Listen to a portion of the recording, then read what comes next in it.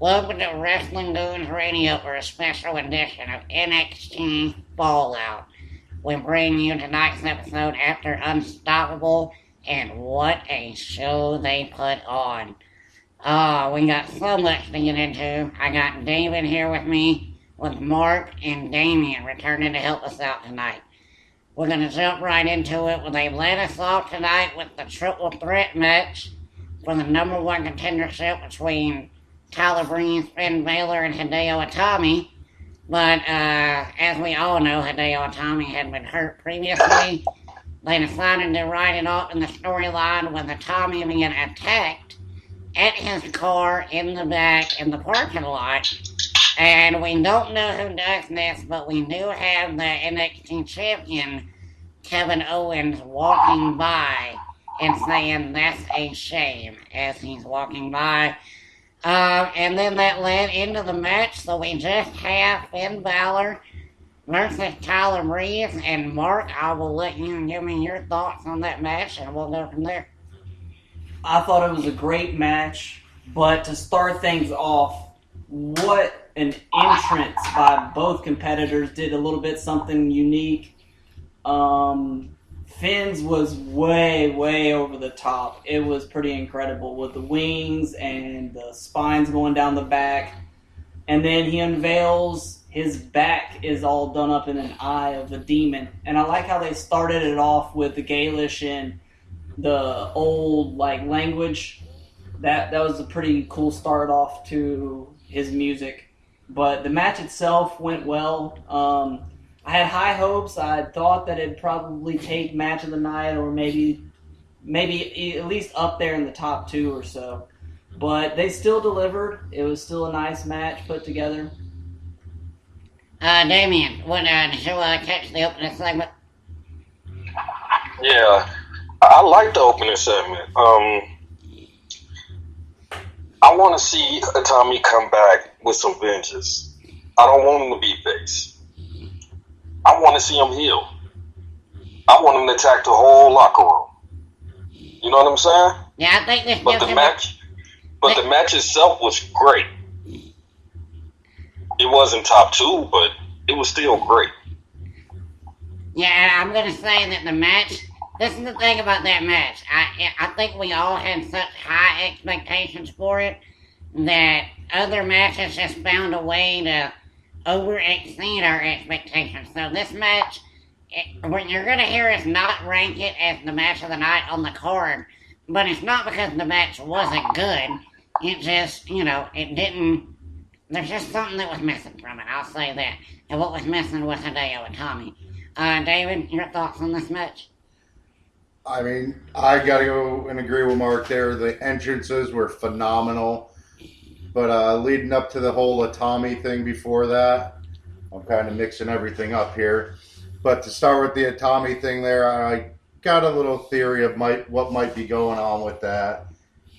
And I don't know, maybe when he gets back in 6-8 months, there might be a nice little Finn and Itami feud going on. So you're trying to say that Finn Balor may be the one behind I think Finn Balor's the one behind the Hideo Itami attack, yeah. We'll and then leading into the entrance, both great entrances. Finn is just evolving more and more every time. It's absolutely phenomenal to watch. He's putting on a great show. The match itself, it was a home run match. It was a great match. A lot of back and forth, told a good story. Great match. Great match. Absolutely. Mark, what do we have next on the card? Next up, by the way, this was for a number one contendership. And so Finn Balor, as of right now, is the number one contender. And we will see him face Kevin Owens. Alright. Next up, we have the Bayley and Charlotte versus Emma and Dana Brooks match. Diva tag match. Probably my least favorite match of the night. I don't like this Dana Brooks chick at all. She's a waste of my time. Other than that, though, Charlotte and Bayley did their thing. I like the evil Emma chants. Those were cool. Yeah. Those are great. David, your thoughts? Not best match tonight. Good. It was a good match. It was a good match. Not great. I'm with you. I like the whole Evil Emma turn. Maybe rework her a little and see how she does doing that. But good match. Not too much that wasn't predictable in that one. That's probably the one super predictable match of the night. Damien, is this the first time you've seen Dana Brooke? No, but this match was terrible, except for Charlotte. They were slow. They were botchy. I saw miscues all over the place. It was by the worst Divas match I've seen in NXT in a long time. I feel like that way about Dana Brooke. I just think that she just ruins the flow of everything when she's in a wrestling ring. And it affects the person she's in the ring with. Yeah, it's just really, you can tell that she doesn't know what she's doing. Bayley's over. I don't know why they refused to give Bayley a mainstream spotlight, but they're not going to. If they were, they would have done it by now. Same goes for Tyler Breeze, but they have their people and their directions and what they do. But as for the match itself, yeah, garbage. Mark, anything you want to add about this tag match? It would have been a better 2-on-1 handicap match against Emma. Yeah. Let's just get Dana Brooke out of the picture. That would have been the best move they would have made with that. Exactly. And I know it sounds like we're being really hard on this Dana Brooke girl, but folks, go back and watch the match for yourself. It's awful. Awful. And if nothing else, they should have... I know they wanted Alexa to be with Blake and Murphy. She could have still been in that match, and it would have been a hell of a lot better. Well, we'll get there. We're almost there to that turn. But I agree, but, they got to have a role for somebody and everything, I guess. So she could have wrestled and did that. Well, I agree, but, It's not the way they think. The problem is somebody saw this girl in the tryout, and she walked in developmental, and they were like, oh, whatever we got to do, we got to make her right now, because she has the look. Whatever the look is, she has it. But I tell you what, she don't have effing talent in the ring. She don't have it. She's garbage. Oh, I hate it. What do we got next? Next up, we got Baron Corbin versus Rhino. Another match that was... Boy, they really, starting us off really slow after that opening match, didn't they? It was a good build-up to a slight letdown. Yeah. Damien, what do you think about this match? Okay, what are they doing with Corbin? I'm wondering myself. Alright, he's big. That's all I got from him. I've been watching him for months now. His only advantage is he's big. It's seeming Roman Reigns territory. He got a moveset, but it's not great. It's nothing I see about him that I like. I think you brought Rhino? Well, he's about 15 years past his prime. So, I just feel like they just giving Corbin a spot just to give him one. I think you brought up a good point about his booking. And sometimes I'm confused about what they want him to be. Because sometimes you'll see him win a match in 25 seconds. And other times you'll see him lose to Adrian Neville or Hideo Itami. You just don't know what they want Baron Corbin to be. I know that David is a big fan of Baron Corbin. Are you happy with the direction that he's going right now? I think they're leaving enough room for improvement to kind of see which way he's going to go a little bit more with the crowd and everything. I am a big Baron Corbin supporter. I think we're going to see a lot of good things out of him. I can't wait to see what they do with him. Mark. He's big. He can work a little bit, and we've seen him work a little bit more lately, but he's just a powerhouse. And I don't see really anything special with him. I mean, the End of Days is pretty cool. I like the finisher, but besides that, at least at least work in a few more move sets other than just punches and kicks. I mean, I'm probably going to get hacked for this, but he reminds me of they're trying to recreate the American Badass. Kind of, sort of. I can see that. That's like, because Taker is I said that earlier. He's always known for his punches and whatnot, and I mean, he kind of resembles the same style. Nowhere near as good a worker, but I mean, I like the finisher, and hopefully they can build upon that. Well, if he comes out with a bag of Red Man, we'll know it's on then. And I mean, full American Badass. As for the match itself, though, yeah, it didn't last 35 seconds. It went a little bit longer than that. They gave Rondo an attempt to look strong, so can't really hate on it for that. But yeah, when you got a match like that on a card like this, it's not really going to stand out much. Bart? So next up, we have the NXT Tag Titles on the line with Blake and Murphy versus Enzo and Cass. How you doing? How you doing? So in this match, what we have here, and I had predicted that Carmella was going to be the chick with the swerve. It was not to me. Alexa Bliss is the new diva with Blake and Murphy, and she comes out pushing Enzo off the top rope, making a fall right into the Blake and Murphy strap. They get the pinfall. And I guess they're going to continue running this feud, which is fine by me. David, I'll go with you first. Your thoughts on this match itself. It was the start of the amazing matches from here on out. This match really delivered a lot more than what I honestly thought it was going to be. It was just phenomenal. Great sets.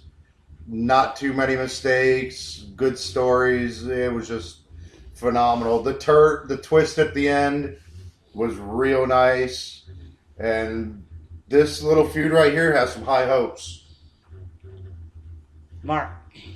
Yeah, the storytelling, especially the first 3 or 4 minutes of the match, was great. They wanted Enzo in the ring the whole time, and they got scared as soon as he snuck through and got that tag into Big Cass, and then it was all monster from there. The finish was nice. I actually liked Alexa coming out, and I called it earlier in the night. But You did call it. So we have Alexa Bliss with the tag team champs, and I think that just honestly raises their stock. This started out as a jobber team, to be honest, and now they're running with the NXT champs, and they are actually pulling their weight in matches. Damien, what is your thoughts on this tag team match? I had low expectations for this match, but it actually wowed me. Yeah. This match was better than I thought. I thought it was just going to be Enzo in the ring until the hot tag, but no. They tagged the big guy in very early, and it was very good to see. The swerve, unpredictable. I didn't see it. Mark, I'll give you credit for that.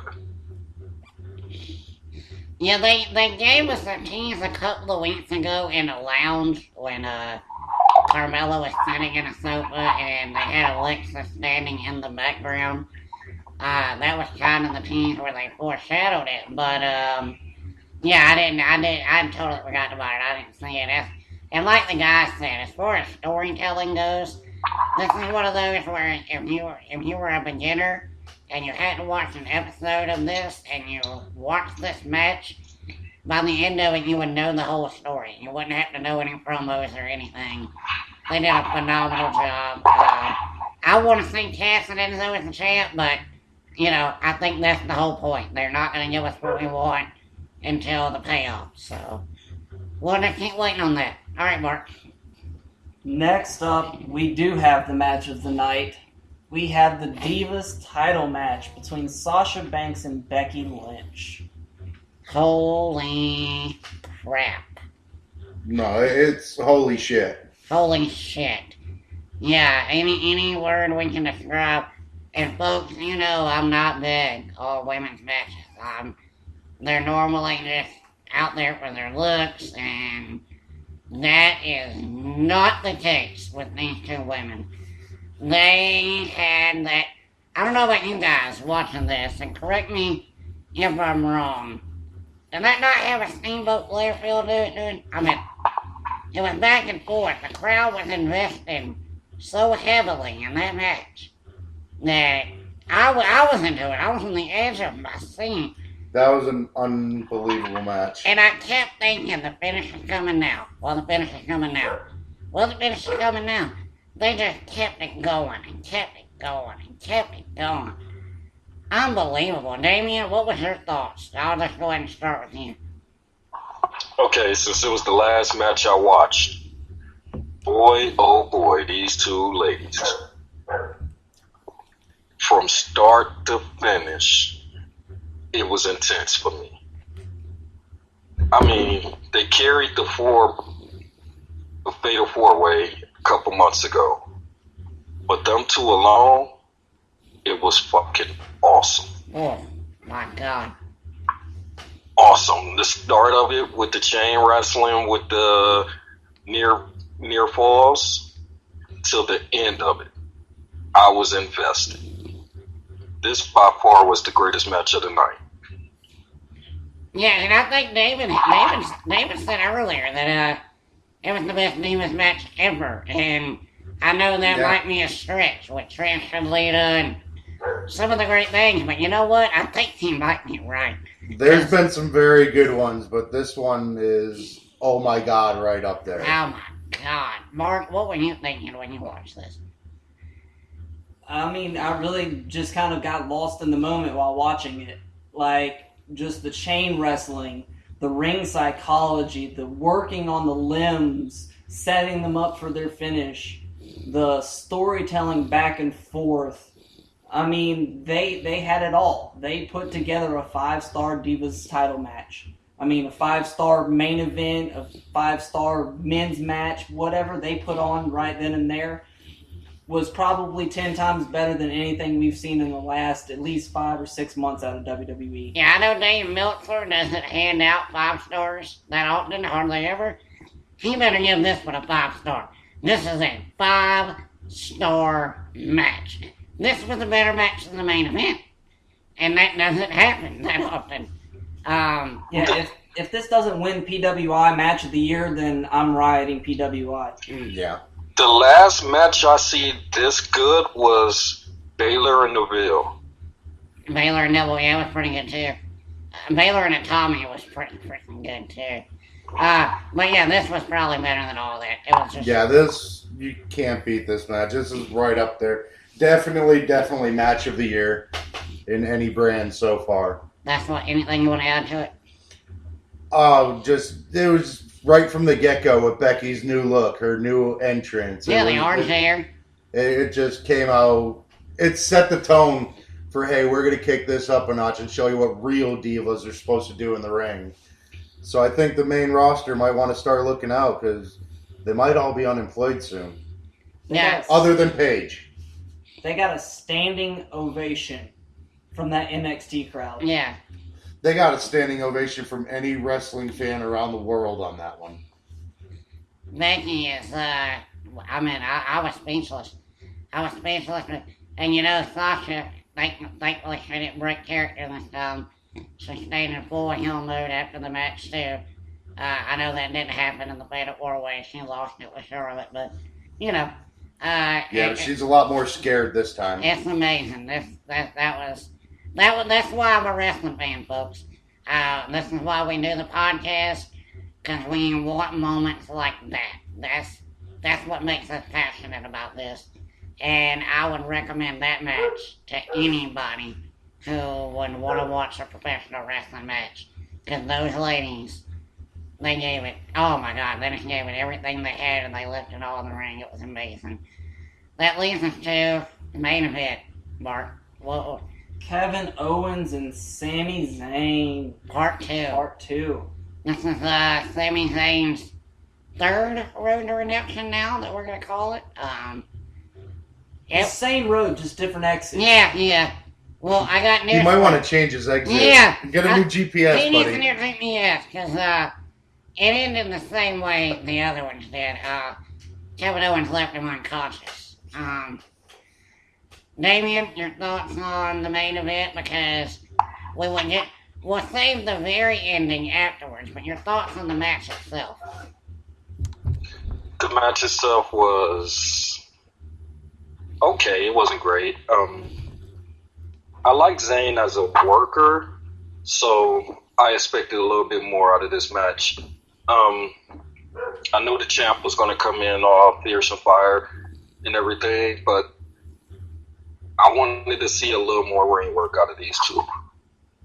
I think I'm going to agree with you on that. But will Owens ever pin him? That's a good point. And I think that's what I brought up. And that so far, they haven't had a match that had an ending yet. So far, nobody's taken a loss.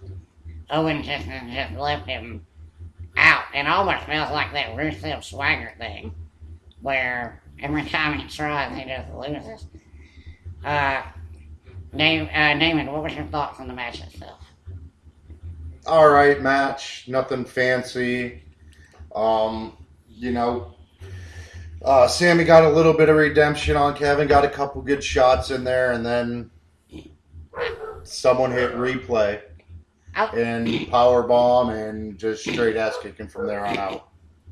I like the one spot they did when they went out in the crowd and he acted like he was going to power bomb him on the rail, and he actually grabbed the railing that the fans were sitting on and punched him in the head.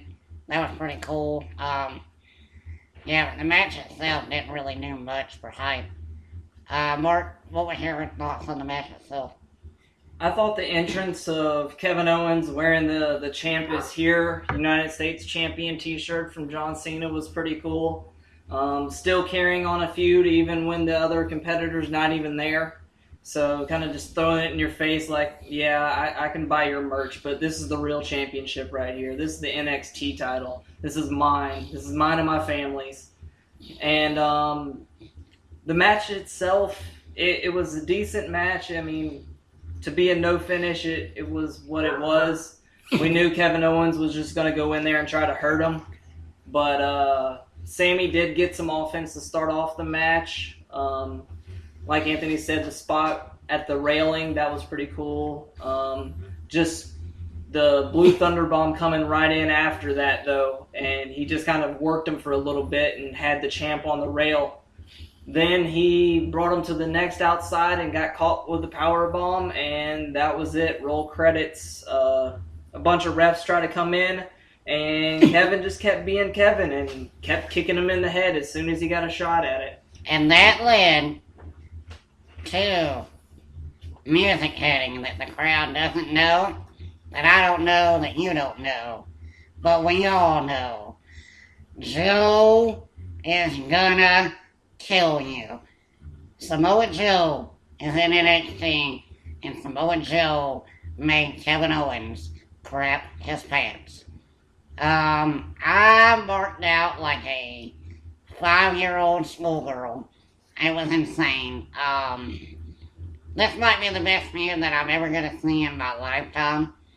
Because you got two people that are invincible bulls that are going to clash. And I don't care who wins. I just want to see it. And Owens is the perfect heel. He sold it, even to the point of coming back out tonight. Making the crowd think, you know what? No, you know what? I am going to fight him. I've changed my mind. And then getting all the way to the ring and going, nah, never mind. Change my mind again. That's Triple H right there, folks. That's Triple H and his tension. And Kevin absorbing everything that he's learning. I'm loving it. I just take my $9.99 right now, and I'll keep giving it to you for that. I'll keep throwing that in there too. Daniel, what'd you think when Samoa Joe came out? I think as storytelling wise, it was great because they have it like you gotta take the belt off of him, his lying body. And the only way to do it was to bring Joe out there. For Sammy to move, not Sammy, for Kevin to move on to Raw, Sammy's gonna, Joe is gonna have to lay him out. And I believe that's gonna be the payoff. Yeah, I think Damien said it in the pre-show before we started recording. Kevin's got too many feuds going on right now. Kevin's done pissed off everybody. Like, there's nobody Kevin had pissed off. Best heel in the game right now. I get, yeah. He is the best heel in the game right now. Yeah, everybody can say what they want about Seth Rollins, but Seth Rollins has a lot of fluff going. Kevin Owens don't have no fluff. He's just Kevin Owens. And that's, I don't know. I think Kevin might need a little bit of his fluff from the boss later after he laid Regal out. I can promise you that when Kevin Owens... that's something else that we didn't add. What do you guys think might happen with Kevin laying his hands on Commissioner Regal? There are going to be some consequences and repercussions on this, but it could lead to it's definitely going to lead to a Joe feud. But I think we might get to see our first NXT cage match of some kind. Really, get a Owens. Regal's going to put him in the ring in the cage so they can't get out, and you two bulls go at it. Best man comes out. I think there's a chance that Owens gets suspended until the big match. They could be Brock 2.0. Hey, we're stripped. Well, not Brock already lost the title, but hey, we're gonna strip you, and that's when he makes his big run at Cena on the main roster. Possibly. Because he's Triple H's boy. I made a little mention of it earlier. He's gonna be the Authority NXT chapter. The way it's all looking right now. Mark, what were you thinking when Samoa Joe walked out? I'm thinking that Ring of Honor has arrived in WWE. I'm just kidding. But honestly, they're grabbing so much talent from the indies. Honestly, they can just play an ECW role, the indies can, and just keep building up talent for WWE is what it's looking like at this moment in time. If you're Ring of Honor, how do you feel right now? Because that guy, he worked for you last month. But at the same time, and the other one I feel pretty happy about it because you're putting my company on the match there with people looking saying, hey, that guy came from Ring of Honor. Let's go check that stuff out, see what's going on with that. But see, I think they have enough of their talent to where that one extra name isn't going to change anything. Yeah, but right now that one extra name that's sticking out is Kevin Owens right now. Yeah. He's making a lot of people look in a lot of places. Tyler Black, Daniel Bryan, Cesaro. CM Punk. You got Ring of Honor right there. Yeah, Ring of Honor is everywhere. There's no doubt about it, including in creative now with Adam Pearce and Jimmy Jacobs. And Ring of Honor just keeps producing more talent. So WWE is just going to keep gobbling it up eventually. Let them get some work in down there, and then, hey, you ready to come play with the big boys? WWE should just buy Ring of Honor and the new Ring of Honor versus NXT. All they have to do is do a side-by-side promotion with them. Do it kind of like New Japan does. You know how great they would be too? Because they can have the NXT guys act like they're coming home. Yeah. But they're really not coming home. Wow. Man, that would be awesome. So it looks like Samoa Joe and Kevin Owens. Are you guys excited for this? And we'll end the show on that. Your final thoughts, Damien. I'll let you grade the show and give us your final thoughts. Final thoughts, it was overall a good show. A couple snoozers, but it was a good show. I liked it better than Payback. So, it was just good with one great match. That's it. If you were going to give it a letter grade, what would you give it? Oh, I'd give it a B. B. All right. David. I'm going to have to go a little bit higher. I'm going to actually go with an A- on it. There were a couple not even really snooze fest, just not really invested stories or anything really. But the last half of the show just absolutely blew it out of the water for me.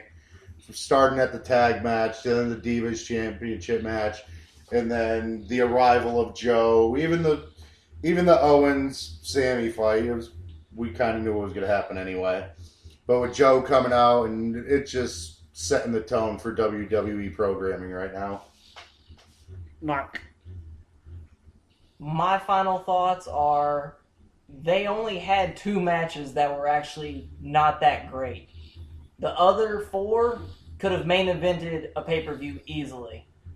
I was going with Finn Balor and Tyler Breeze. The tag team match was great. It told a great story.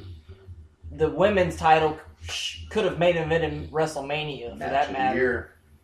And then the final finale, I mean, I understand it wasn't much of a match, but still just the storytelling in general, and we got to see Samoa Joe. So I will give it an A-. I'm going to actually, for the first time, be the generous one in the group.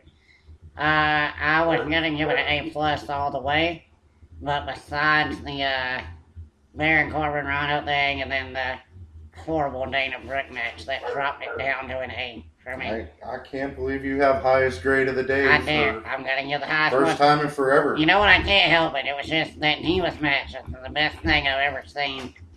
And then, you know, Samoa Joe was there. So what more can I say? That sold me right there. But then I'm not going to forget about that Baylor and Breeze match. It was good for what it was. And I've got high hopes, man. NXT is the place to be. So, we'll meet with you hopefully tomorrow. If we can get all the guys together. We're going to drop that Raw broadcast from this week and get it out to you. And we may not have a weekend episode this week. We'll have to get back to you on that. If not, though, we'll meet with you next week for the Raw, and we'll get this one up. You can always follow us on Twitter at Goons Radio, Facebook at Wrestling Goons Radio, and YouTube at youtube.com/Wrestling Goons Radio. For David and Mark and Damian and Anthony, we'll see you on the flip side.